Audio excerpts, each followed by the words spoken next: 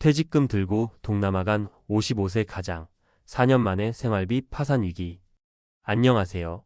혹시 여러분도 은퇴 후에는 동남아 가서 여유롭게 살고 싶다라는 생각 한 번쯤은 해보셨나요? 저렴한 물가, 따뜻한 날씨, 그리고 자유로운 분위기. 솔직히 딱 들어봐도 매력적이잖아요. 그런데 정말 이게 다일까요? 막상 현지에서 지내보면 여러 가지 복병을 만나게 됩니다. 처음에는 퇴직금만 있으면 되겠지? 하다가 어느 날 갑자기 생각지도 못한 곳에서 돈이 센다거나 낯선 환경에서 외로움을 겪는다든가 하는 식으로 말이죠. 오늘은 실제로 퇴직금 들고 동남아에 갔다 4년 만에 생활비 파산 위기에 처했다는 55세 가장의 이야기를 통해 은퇴 준비에 대해 생각해 보려고 합니다. 어떻게 하면 내 소중한 퇴직금과 노후 자금을 지켜낼 수 있을까? 정말로 해외 생활이 나에게 맞을까?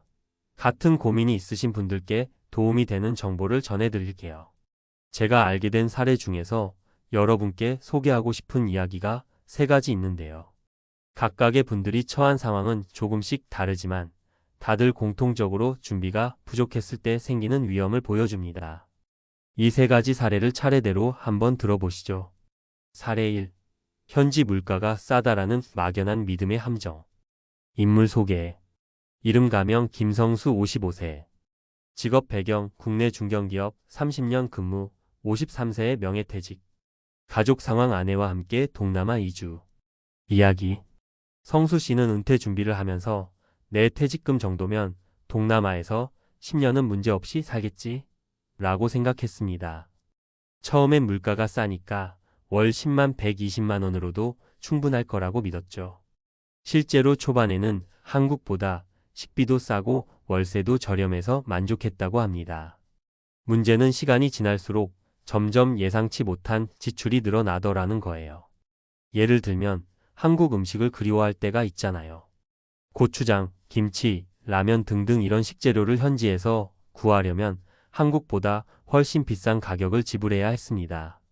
게다가 아내가 갑자기 치과 치료를 받아야 했는데 살던 지역 근처에는 믿을 만한 병원이 없어 비교적 큰 도시의 국제병원을 찾다 보니 치료비가 한국보다 더 많이 나온 거예요.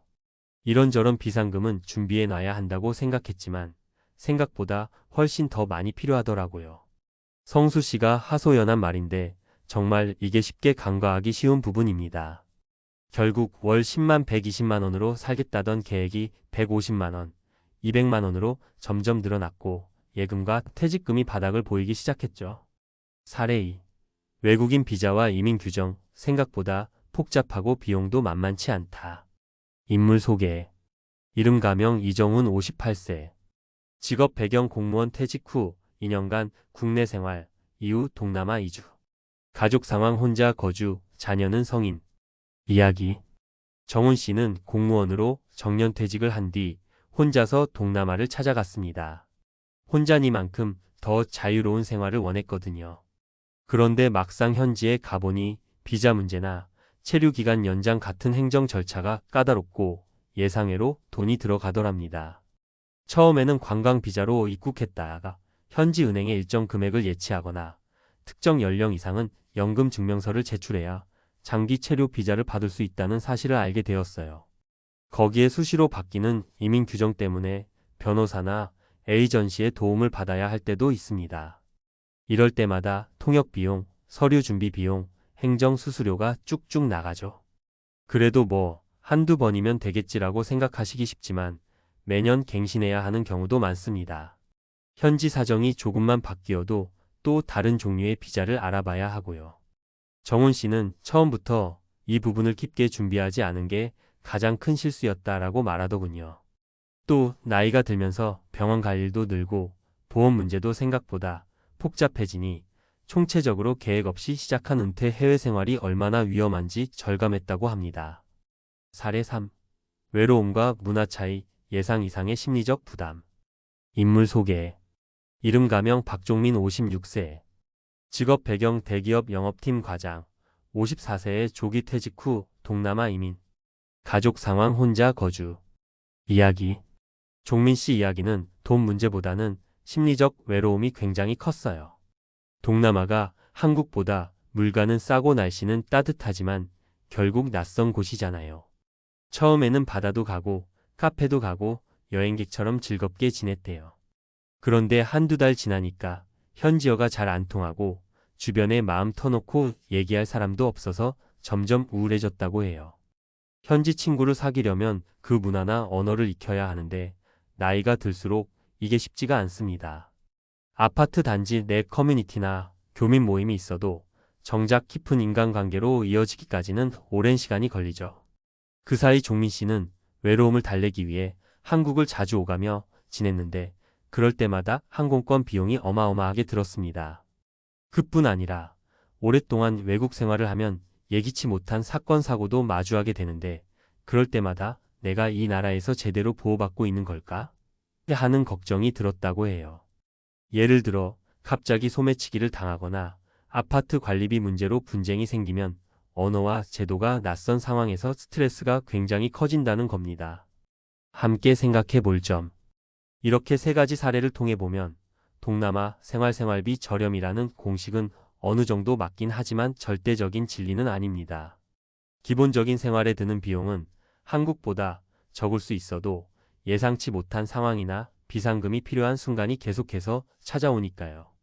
가장 중요한 건 내가 어떤 생활 방식을 원하는지, 그리고 그 생활에 필요한 구체적인 비용은 어느 정도인지 정말 현실적으로 따져보는 겁니다. 남들은 100만 원으로 산다는데 나는 한국 음식도 먹어야 하고 한국 지인들과도 교류를 해야 하니 사실상 15만 200만 원이 들어갈 수도 있고요. 또 4년 만에 생활비 파산 위기라는 자극적인 이야기가 남의 일처럼 보이실 수도 있습니다. 하지만 정작 본인이 현지에서 응급 상황을 맞닥뜨리면 환율 변동도 있고 비자나 보험 문제도 꼬이고 갑자기 목돈이 필요해지는 상황이 얼마든지 생길 수 있습니다. 그리고 무엇보다 심리적인 외로움이 생각보다 큽니다.